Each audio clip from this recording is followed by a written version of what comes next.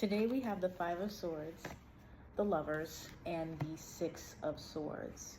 There's a lot of mental workshopping that could be going on here because this is all air energy, okay? Fives, sixes, and sevens can resonate with the fixed signs of the related modality. So the fixed air energy would be Aquarius. So we have Aquarius here, and then the air sign that can resonate with the Lovers is usually Gemini, okay?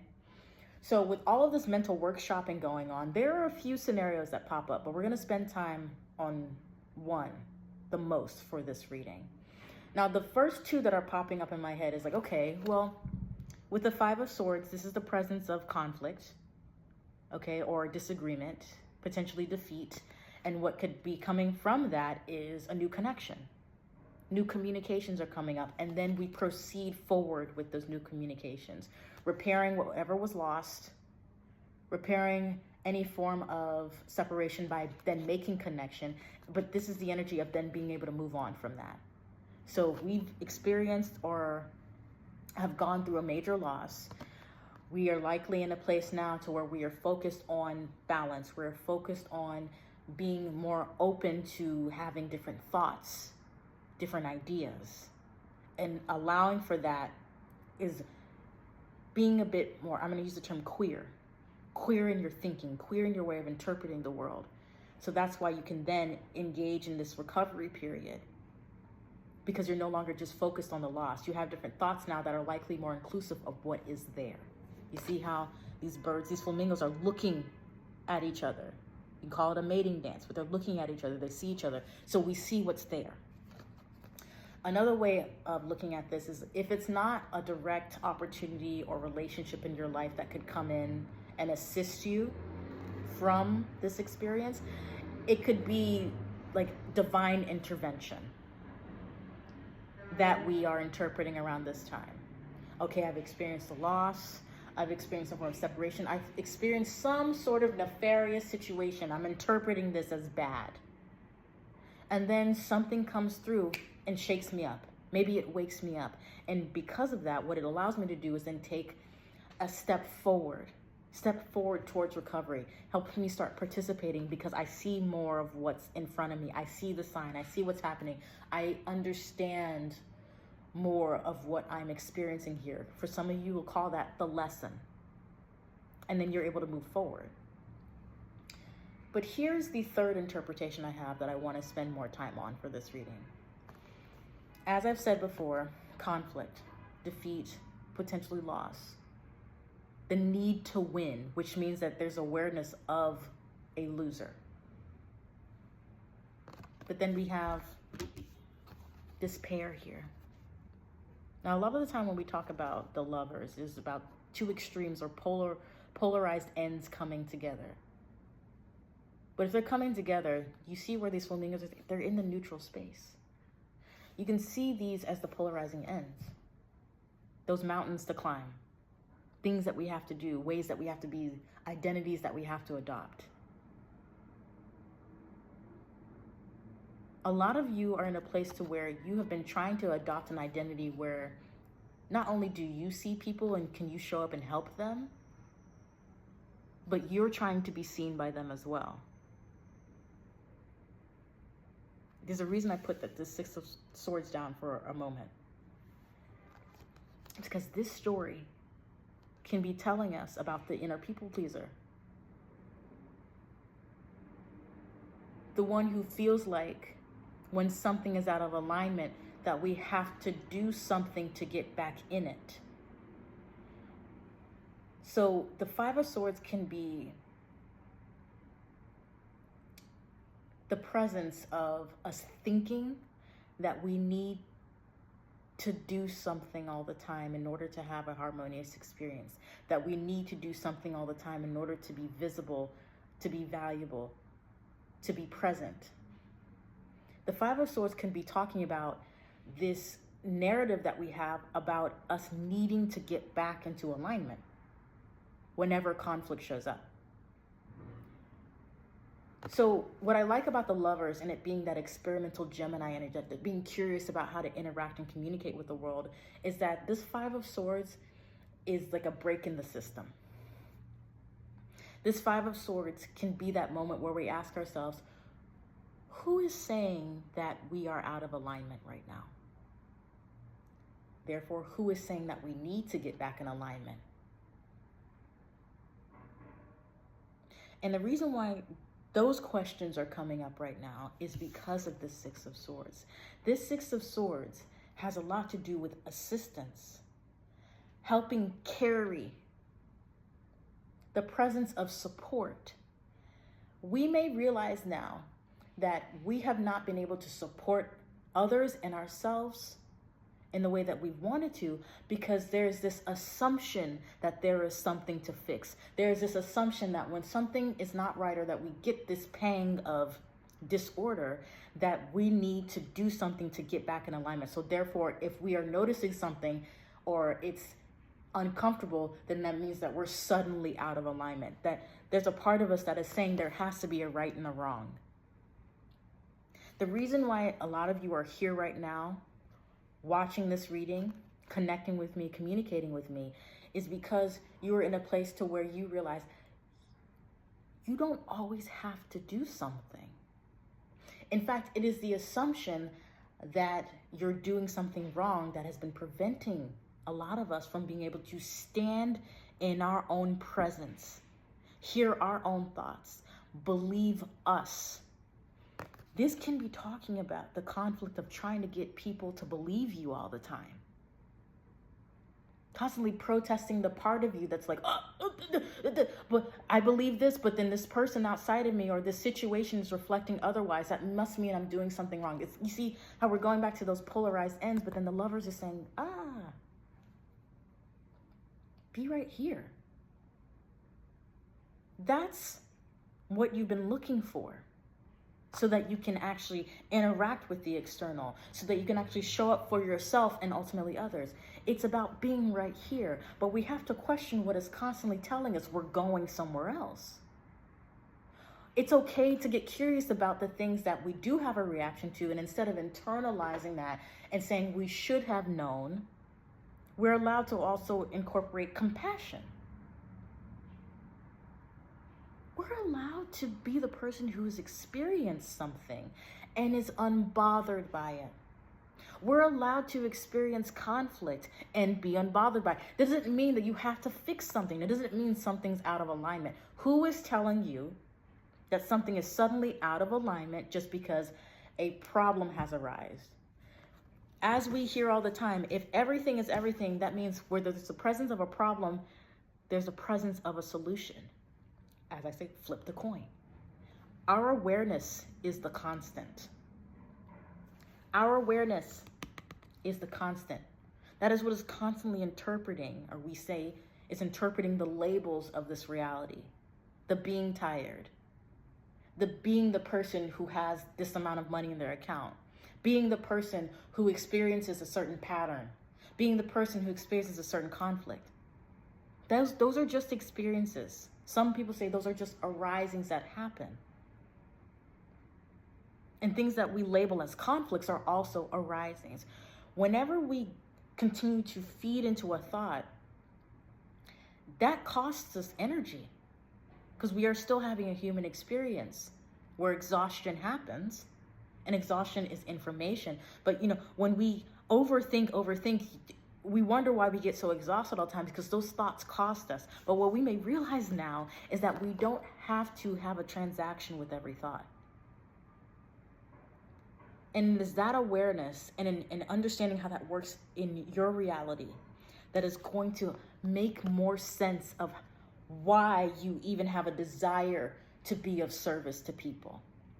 We are realizing, for enough of us, that it is remaining unbothered by way of believing in yourself, believing what you believe at this point in time, that is going to help you be the experience, be the example, be the assistance, be the recovery. You're becoming the recovery. If you want to teach people how to recover, become the recovery. So what is it like to recover? It doesn't mean that there has to be something to recover from. Sometimes it's like, I just noticed I went somewhere. And then there was a part of me that said I had to come back.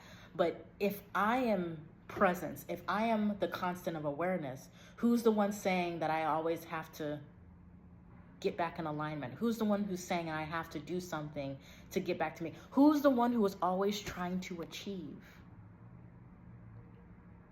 Who's the one saying that there is something that must be achieved all the time? In fact, who's the one saying that if I get this presence thing, this being in the now correctly, that I will get something out of it, that I will get my manifestation, then I'll finally have X, Y, and Z? Who's the one who is still assigning achievement to all that there is? If I have everything, if everything is all there is, and I'm trying to practice being a whole, complete person, that would then logically mean there is nothing that I have to do to get back in alignment. I'm already complete. There's nothing I have to do to fix me. I'm not broken. But I can ask the parts of me, or I can ask or get curious about my awareness, okay, and say, who, or what parts of me, who is saying that there's something to fix? Is there something to fix? Is there something to correct? If I'm saying that there is something to correct, what am I actually? That I'm not being right, which means that we are now back in the place of the egoic landscape. We're back into the tether of the pendulum swinging. Because if we're saying that we're doing something wrong, then there's the assumption that there is a right way to exist. And if there's a right way to exist and you don't have the evidence, the mind doesn't witness the evidence of you living that right way, what are you going to be doing? Judging yourself. So I won't be surprised if those of you who want to help others have been approached by way of like saying, don't judge me, before they even tell you what's going on. Or it feels like when they're interacting with you, it feels like their body language is like, I'm being judged. There's a good chance that we are judging our own experience.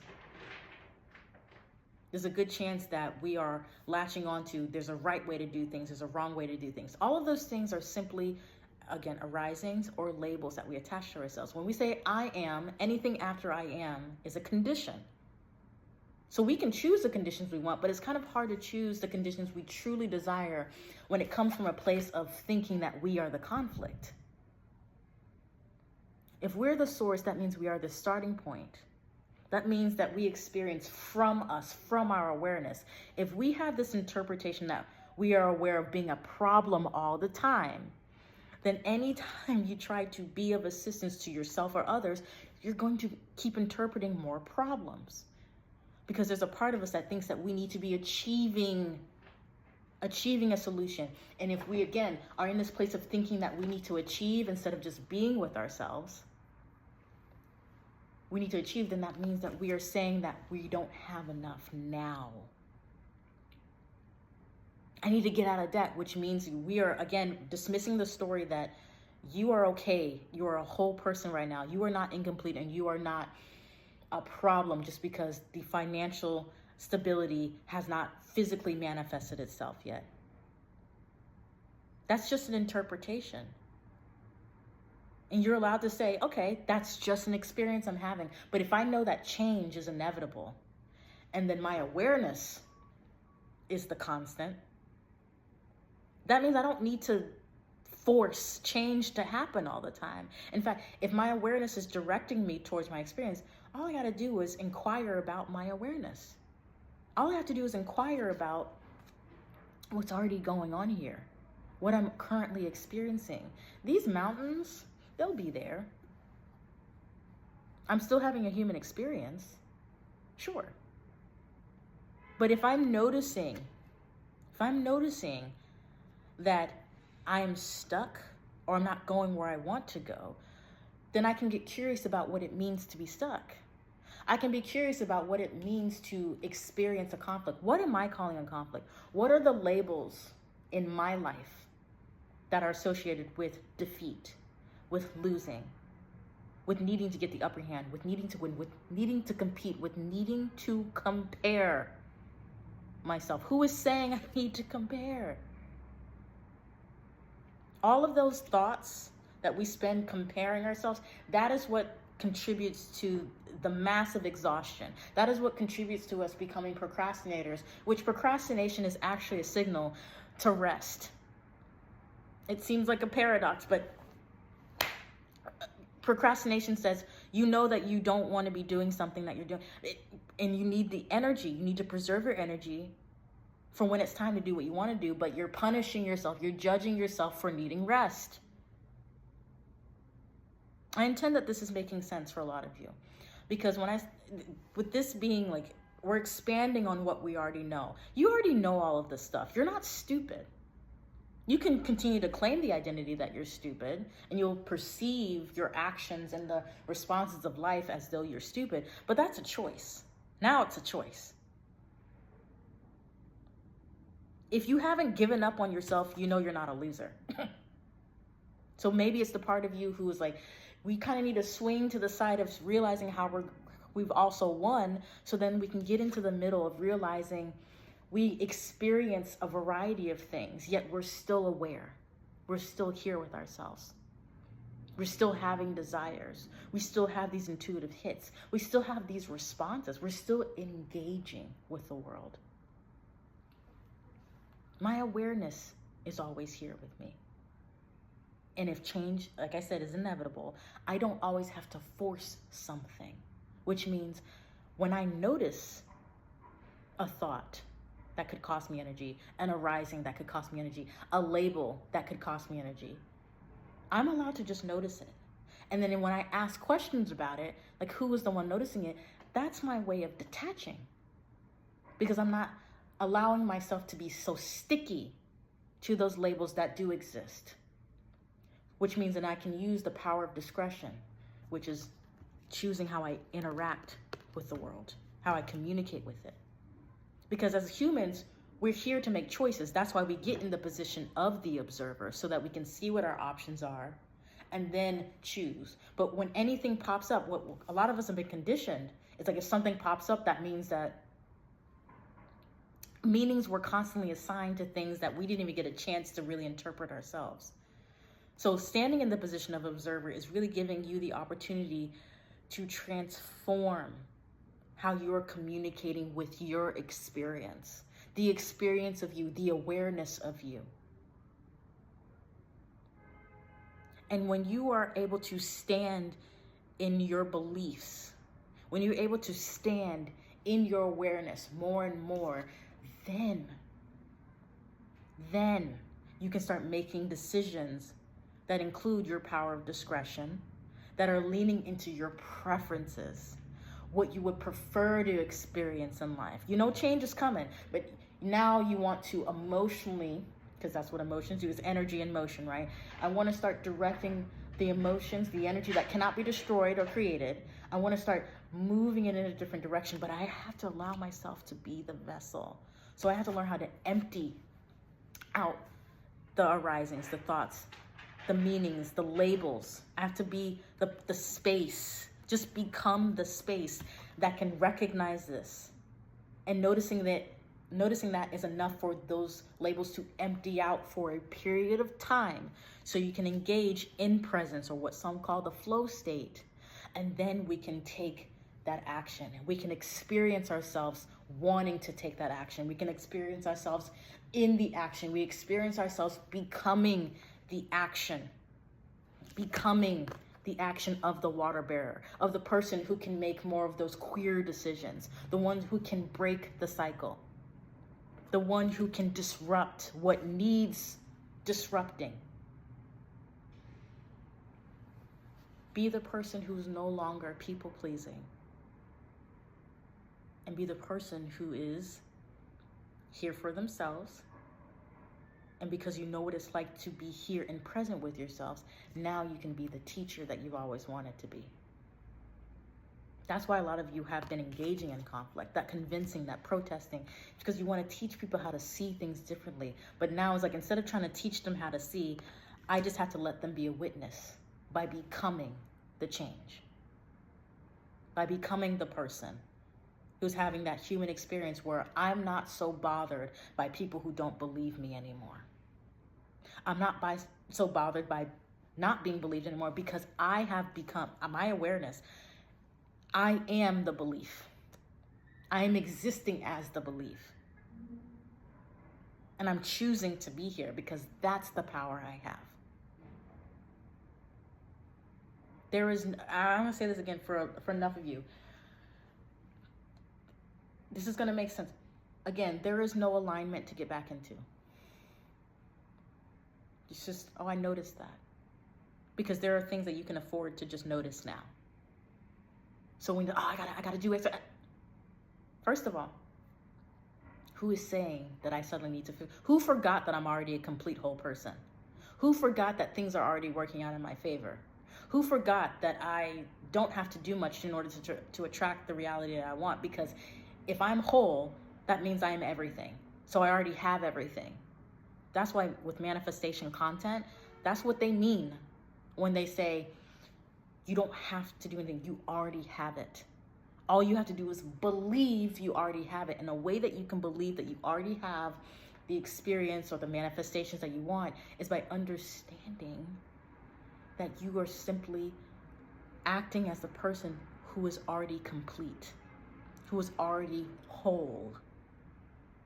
The person who has everything that they already desire would be aware of being everything because you already have it.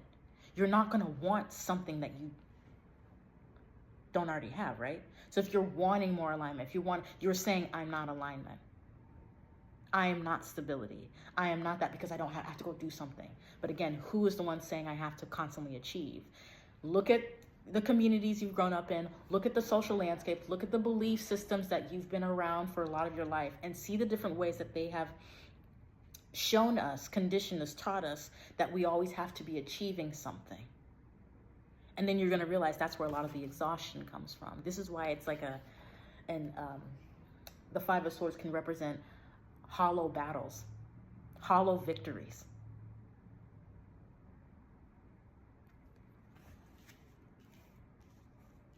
That achiever can sound like the know-it-all or the people pleaser. But who is saying that they need to keep directing us? Who is saying that they need to be there? And in fact, who is saying that we need to fix them? Who is saying that they're not allowed to be there? Stay here. This is why these readings have moved in the direction of getting more curious about ourselves. Stay right here. By way of asking, okay, who's saying I need to go somewhere else? The answer is always going to be I am. And do you notice how when you constantly answer I am, if I am is the state of being and you're constantly asking and staying in that state of I am, that means you are doing what? You are simply being. Learning how to do more of that is going to translate to the work that a lot of you know that you need to do when you're asked to show up. When it comes to being the water bearer, being in that, becoming the space that you want to be for others so that they can pour their thoughts, their emotions, so that we can interpret it together. Becoming the space means knowing how to remove all of the labels that prevent you from being that space. And all of the labels that we can assign to ourselves can contribute to us not feeling like enough because we're finding the need to grab one in the first place. Those of you who are in a position where you know, you feel it in your bones, it's your desire to do work like this or to create more spaces and communities, to create more pregnant pauses, guided pauses, opportunities for conversations, opportunity for silence, which could be a mental break, not doing anything. If you know that is all the way in your bones, well then, you also know that it's about you becoming that fortress, you becoming that vast empty space where labels are allowed to not exist. Because if you want people to come to you without judgment and to not feel judged, you have to know what it's like to release those labels, because then you won't be reacting to them and you won't be trying to impose them on other people as well. Okay? So I intend that this makes sense.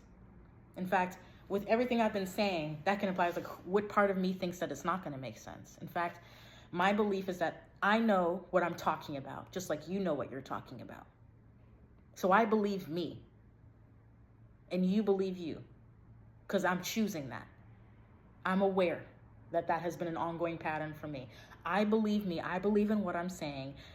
You can believe in what you're saying too. And the more you practice that, because we're habitual creatures, I believe we're spiritual having a human experience. We're habitual creatures. The more you practice believing in yourself, you will understand what this Five of Swords means and how it shows up. You'll notice it. And then you will also understand what is inspiring you to take action or not take action. You will just understand yourself better, because you are giving a shit about what you are experiencing on a much deeper level. That's a lot of the harmony a lot of us are looking for. But you are already harmonious. So who is encouraging you to forget that? What is triggering you to forget that? You are already complete. When you practice not needing labels, not needing to fix, not needing to get back in alignment, that is the practice of being here. And we have to use labels and so on because relationships, there's communication. And then, of course, for us to connect to each other and communicate, we have to use things like words, right? Which are just more labels, right? But in order for us to connect, we do have to utilize certain things. But you are allowed to redefine. You're allowed to redefine what it means to be wrong. You're allowed to redefine whether or not what you've experienced as wrong in the past was actually wrong. You're allowed to be the person who has changed. You're allowed to be the person who is aware of themselves. So be it. In fact, you don't even need to become. Just be it. But if you feel like you're still in a place of I want to become, then do it. Experience what it's like to want to be that person who wants to become. But what is the constant? Is your awareness of that. The constant is you. And you are complete. You can always see yourself. You can always find yourself if that's what you must do. But you're always there because your awareness of yourself is always there. And again, not even just I intend that makes sense. I know it makes sense. Okay? So with that being said, I'm going to end this reading here. And thank you so much for joining me. I'm very appreciative of all the time and energy and comments and interaction that you have with any of my content anywhere, TikTok, YouTube. And I'm very grateful to be able to be a messenger and to help in any capacity, because that is the intention. And, you know, the mind wants evidence and feedback. And I've received so much feedback over the years that has been saying to me that I do help people. Okay. And so everything I learned about myself, this is like what shows up in the cards, and whatever I see, I also translate it. I don't withhold any information. I'm not gatekeeping. It doesn't make any sense for me to do that. And in the future, I do plan on creating some courses for us, and I'm feeling like some free courses for us to end up spending more time with learning how to start interpreting things in different ways so that we can always remember that, you know, we are here right now. We are whole, complete beings, and that is a logical place to step back into, okay? And that it's safe for us to participate in the shifts, to become the shift, that it's safe for us to learn more about ourselves without shame, okay? So I'm looking forward to continuing to create those things for me and you. And I'm also looking forward to being able to become the space where I can share more messages and interpretations of how we can identify and notice when we are, I guess, forgetting that we are perpetual awareness. All right? So as always, please do your best to keep the faith. If you don't know, my name is Mayan. If you want a personal reading from me, the information's in the description. And I love you very much. So until next time.